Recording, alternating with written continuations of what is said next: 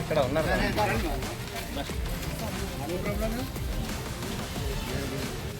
నేడు రాష్ట్ర BJP party ఆదేశాల మేరకు ఏదైతే లక్ష్మీపూర్లో పిల్లలకు ఫుడ్ పాయిజన్ అయిందో దానిపై ఈరోజు బీజేపీ పార్టీ అదేవిధంగా ఓబీసీ జిల్లా అధ్యక్షులు మేము కూడా అందరం కలిసి ఈ యొక్క పాఠశాలను సందర్శించడం జరిగింది. దానిలో భాగంగా పాఠశాలలో వసతుల గురించి వారిని తెలుసుకోవడం జరిగింది. మరి చాలా విచారకరం, లోపల విద్యార్థులకు ఏదైతే బెంచులు కూడా కూర్చోడానికి లేవు, మరి దాంట్లోనే కూర్చుంటున్నారు, దాంట్లోనే పడుకుంటున్నారు.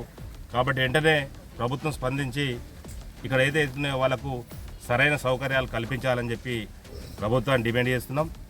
అదేవిధంగా ఏదైతే మరి విద్యార్థులకు మంచి ప్రభుత్వ వైద్యం అందించి వెంటనే వాళ్ళని కోలుకునే విధంగా చూడాలా.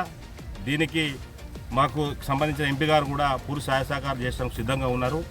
కాబట్టి మరోసారి ఇలాంటి ఫుడ్ పాయిజన్ జరగకుండా చూడాల్సిన బాధ్యత ప్రభుత్వానికి అధికారులకు ఉన్నదని తెలియజేసుకుంటూ, మరి ఇప్పటికీ పెద్దాపూర్లో కూడా చూస్తున్నాం 4-5 సార్లు ఫుడ్ పాయిజన్, అదేవిధంగా పాములు కరవడం ఇంత జరిగినా మరి ప్రభుత్వం స్పందిస్తలేదు. కాబట్టి వెంటనే ఇలాంటి విద్యార్థులు దేశ భవిష్యత్తుకు ఉన్న విద్యార్థులు, అలాంటి విద్యార్థులను కాపాడాల్సిన బాధ్యత ప్రభుత్వాలకు ఉంది. వెంటనే ప్రభుత్వం కూడా సరైన చర్యలు తీసుకోవాలని చెప్పి కోరుకుంటూ జై భారత్ మాతాకి జై.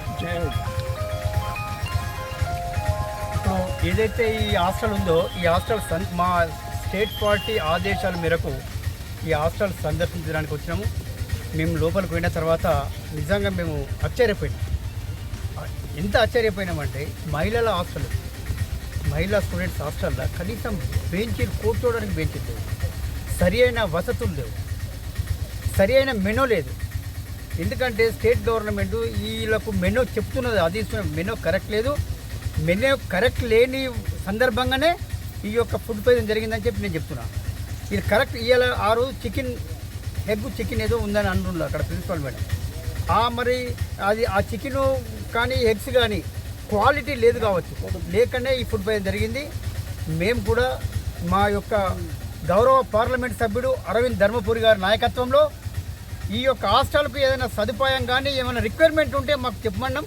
మేము వారి యొక్క దృష్టికి తీసుకుపోయి అవి ఇక్కడ మేము శాంక్షన్ ఇచ్చినట్టు మేము మా యొక్క పార్లమెంట్ సభ్యుడు అరవింద్ ధర్మపురి గారితో మాట్లాడి పిలుపు చేస్తామని చెప్పడం జరిగింది.